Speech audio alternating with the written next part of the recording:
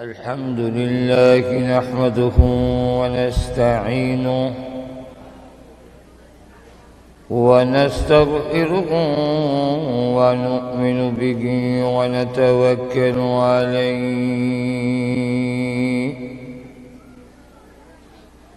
ونعوذ بالله من شرور أنفسنا ومن سيئات أعمالنا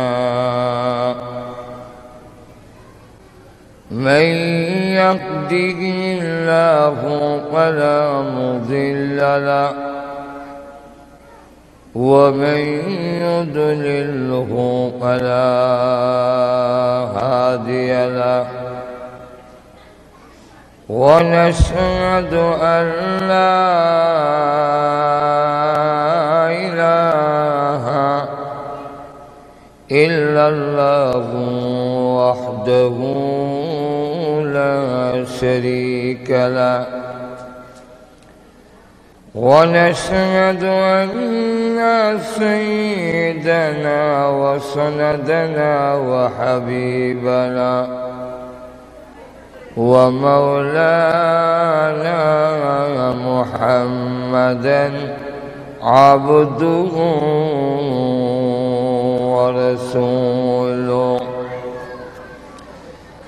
الذي أرسل إلى الناس كافة بشيرا ونذيرا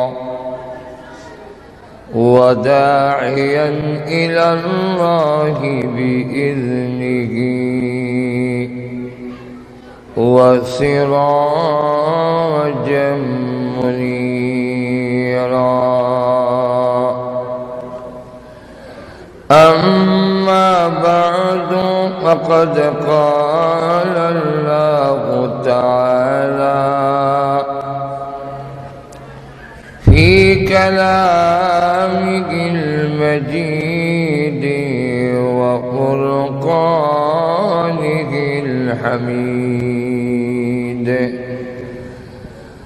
أعوذ بالله من الشيطان الرجيم بسم الله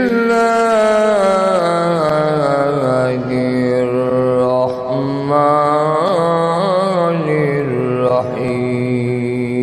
الرحيم ألف لام ميم تلك آيات الكتاب الحكيم هدى ورحمة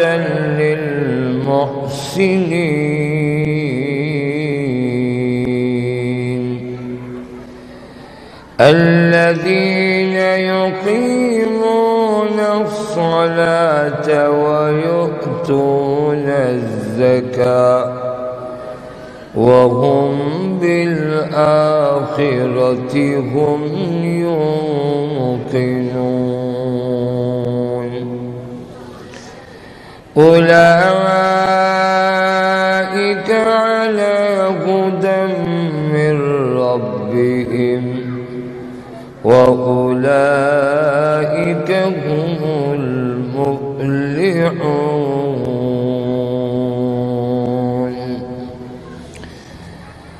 بارك الله لنا ولكم بالقرآن العظيم ونفعنا وإياكم بالآيات والذكر الحكيم. صلى الله على سيدنا ومولانا محمد وعلى آله وأصحابه وسلم. صلى الله على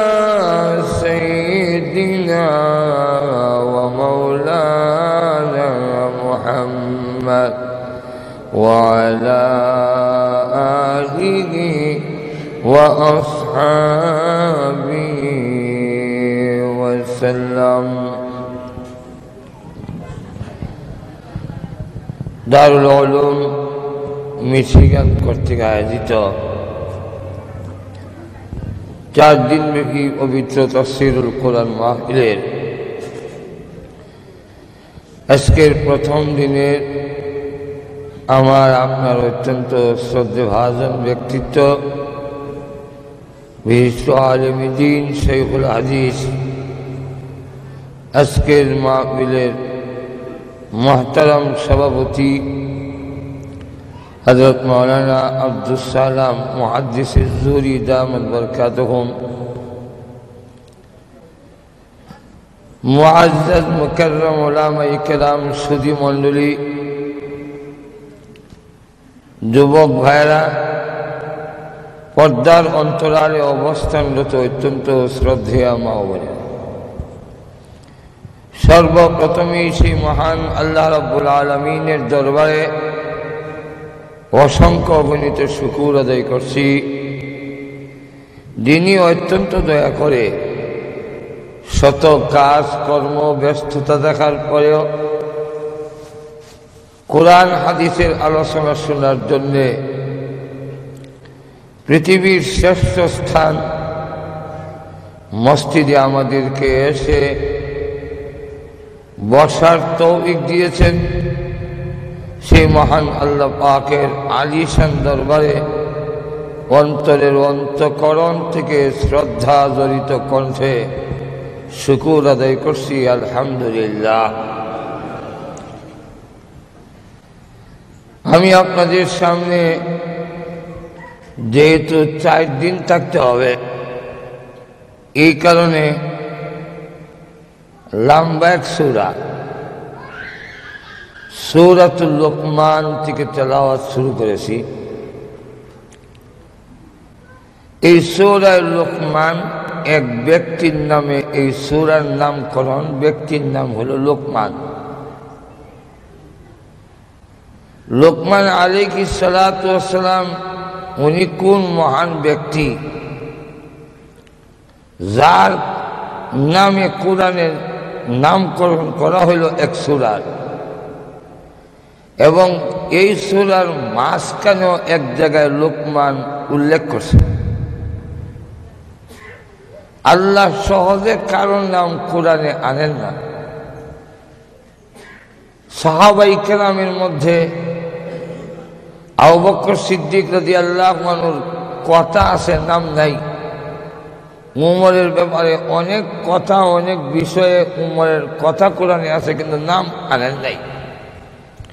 শুধু একজন সাহাবীর নাম কোরআনে আছে, উনির নাম হইল যায়েদ রাদিয়াল্লাহু আনহু। এছাড়া কোন সাহাবীর নাম আল্লাহ কোরআনে আনেন নাই। কারণ আল্লাহ পাক তার কালামের ভিতরে কারোর নাম আনা, তার নামকে এর অন্তর্ভুক্তি করা, এটা বিরাট একটা সম্মান মর্যাদার বিষয়। এই জন্য সাহাবায়ে কেরাম যখন শুনতেন যে আল্লাহ ওনার নাম উচ্চারণ করেছেন, তখন আনন্দে আত্মহারা হয়ে যেতেন।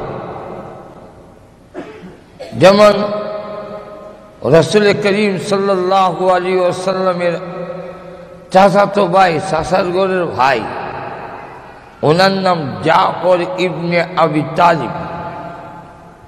ওনাকে লক্ষ্য করে বলেন, জাফর, তোমার ভিতরে নাকি 4টা গুণ আছে, যে গুণগুলো আল্লাহ পছন্দ করেন। হযরত জাফর রাদিয়াল্লাহু আনহু বলেন, হুজুর, গুণগুলো আমার আপনি জানলেন কিভাবে? রাসূল বলেন, মহান আল্লাহ পাক তোমার গুণগুলো আমাকে জানাই দিয়েছে। তোমার মধ্যে 4টা গুণ যে আছে, এই কথা আল্লাহ আমাকে বলছেন। তখন জাফর ইবনে আবি তালিব বলেন, ইয়া রাসূলুল্লাহ, আল্লাহ কি শুধু বলছেন আমার গুণ আছে, কিন্তু আমার নাম বলছেন? আল্লাহু সাম্মানি। রাসূল বলেন, হ্যাঁ, আল্লাহ তোমার নাম ধরে বলেছেন জাফর ইবনে আবি তালিব। হযরত জাফর রাদিয়াল্লাহু আনন্দে আত্মহারা হয়ে গেলেন, আমার জীবন সার্থক, আমার মতো গোলামের নাম যে আল্লাহ উচ্চারণ করেছেন। তো গুণগুলো কি ব্যাখ্যা দিতে গেলে এগুলি সময় শেষ হয়ে যাবে।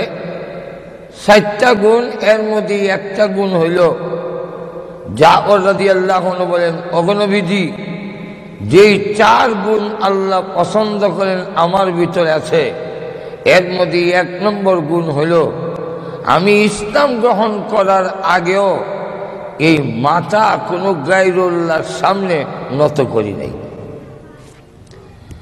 ব্যাখ্যার টাইম নাই। 2 নম্বর গুণ হইল আমি ইসলাম গ্রহণ করার আগেও জীবনে কোনোদিন মদের গ্লাস আমার হাতে নেই নাই, মুখে লাগাই নাই।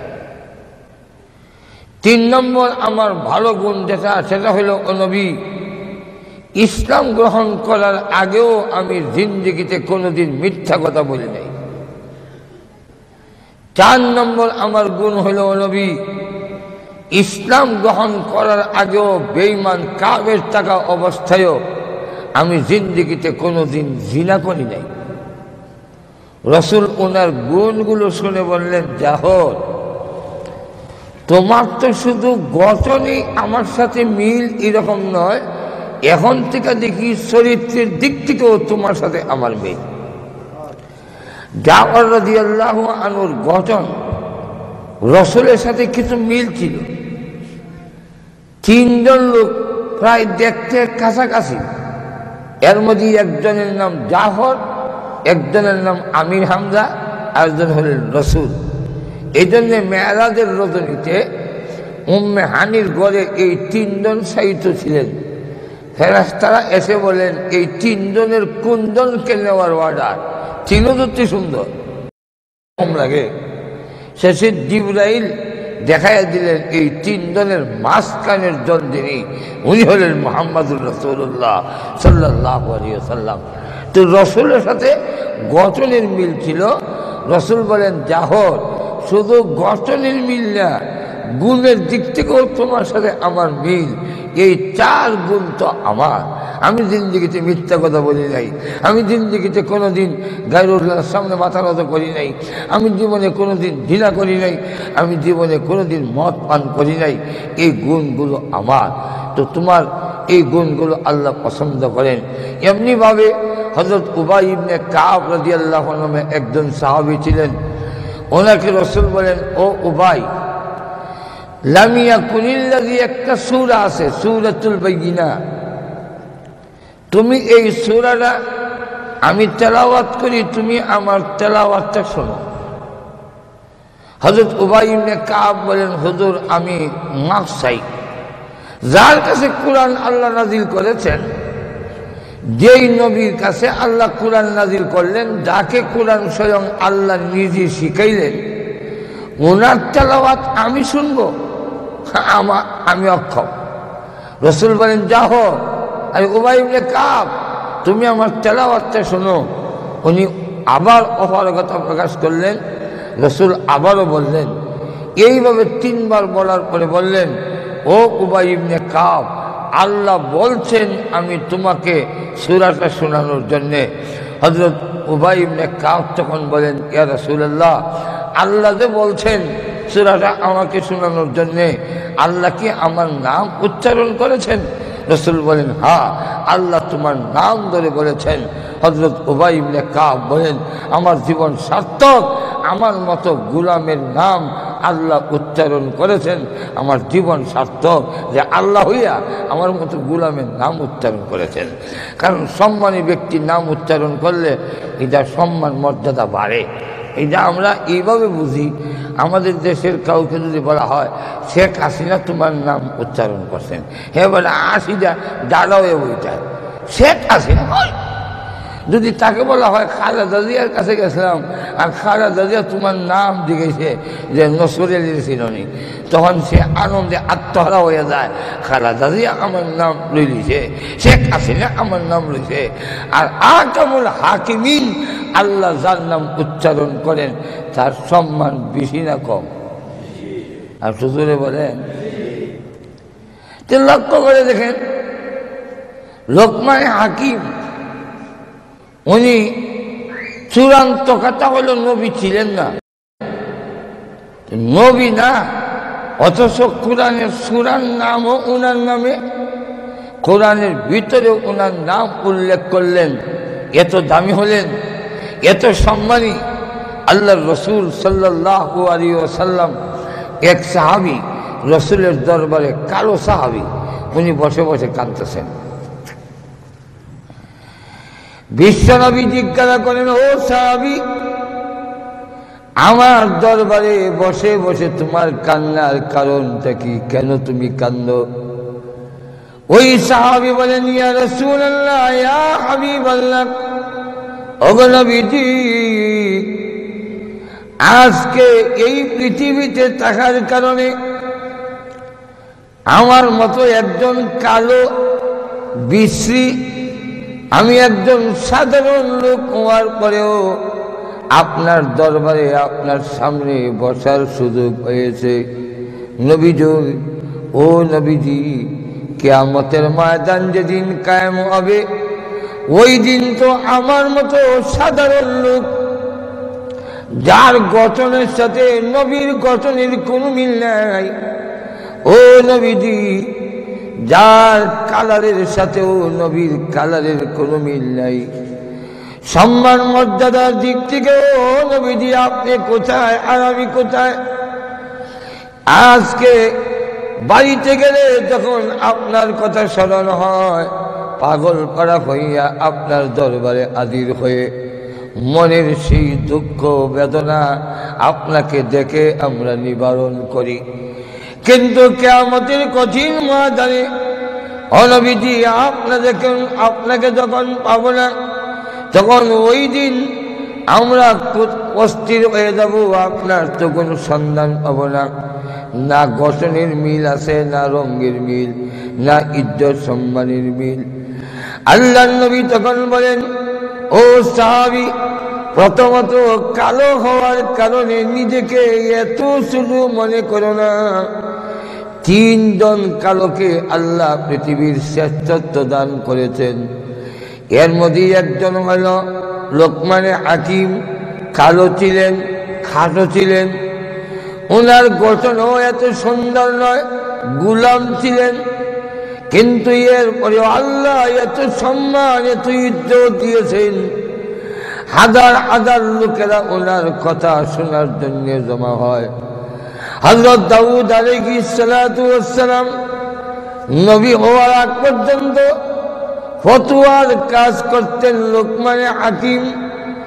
এত সার গর্ব জ্ঞান গর্বমূলক আলোচনা করার মতো তৌফিক আল্লাহ ওনাকে দিয়েছিলেন। সকল জাতি ওনাকে ইজ্জত সম্মান করত। উনি দুনিয়া তো দামি, পরকালে হবে সম্মানী। এই একজন কালো, আরেকজন কালো, গঠন মিল নাই, দেখতেও সুন্দর না, গোলাম ছিল এবং হাসি কৃতদাস হযরত বিলাল রাদিয়াল্লাহু আনহু। যদিও তিনি কালো, আল্লাহ ওনাকে এত সম্মানী করেছেন। নবীজি বলেন, কিয়ামতের দিন আমি যখন উঠে আরোহণ করব, আমার জন্য উট আনা হবে। ওই উঠে আরোহণ করে আমি যখন জান্নাতের দিকে যাব, তখন বিলালকে আহ্বান করা হবে আমার উটের লাগাম ধরার জন্যে। বিলাল আমার উটের লাগাম ধরে আজান দিতে দিতে ওই দিন জান্নাতে আমার সাথে প্রবেশ করবে। তাহলে 2 নম্বর কালো হলো বিলাল। 3 নম্বর একজন হলো হযরত উমর রাদিয়াল্লাহু আনহুর আজাদকৃত গোলাম।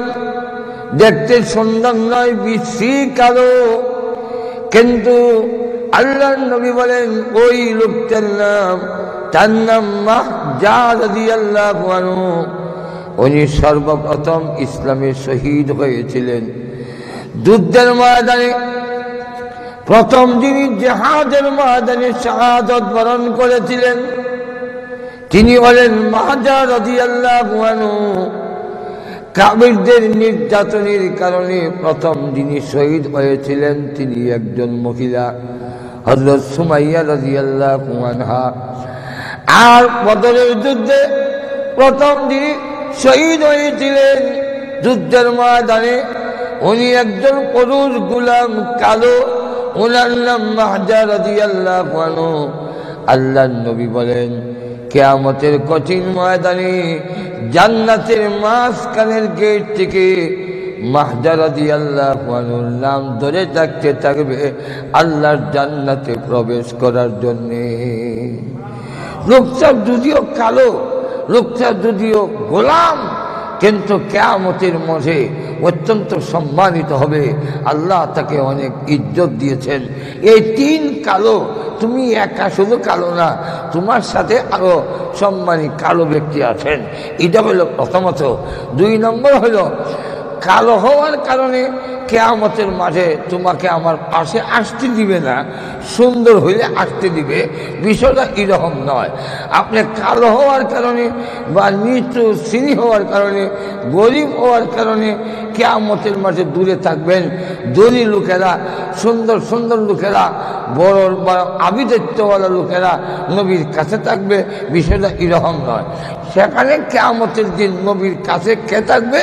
আল্লাহর রাসূল বলেন, আল মারউ মা'a মান আহাব্বা, তুমি যাকে ভালোবাসবে তার সাথে তোমার হাসর হবে। তুমি কালো, তুমি গোলাম, তুমি কৃতদার, তুমি আরশি, এই কারণে কিয়ামতের দিন তোমাকে দূরে রাখা হবে, এরকম নয়। যদি সত্যিকারভাবে রাসূলকে ভালোবাসতে পারো, যে যত বেশি ভালোবাসবে কিয়ামতের মাঠে হাসরের দিনে সে তত বেশি রাসূলের কাছে থাকবে। তো এইভাবে 3 জন কালোকে আল্লাহ শ্রেষ্ঠত্ব দিয়েছিলেন। এর মধ্যে একজনের নাম লোকমান হাকিম।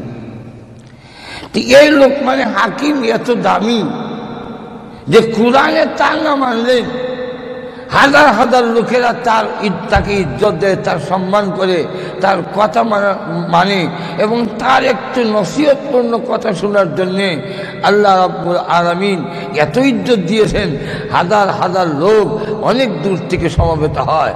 একদিন একটা লোক মা কিনে দাঁড়িয়ে গেল, দাঁড়িয়ে জিজ্ঞাসা করলো, হযরত, একটা কথা আমরা জানতে চাই, প্রশ্ন করার আগ্রহ ভিতরে, কিন্তু সাহস পাই না কিভাবে জিজ্ঞাসা, কিন্তু আবার না কৈতাল্যের ভিতরে আমি শান্তিতে বইটাও পারতাছি না। বিষয়টা কি?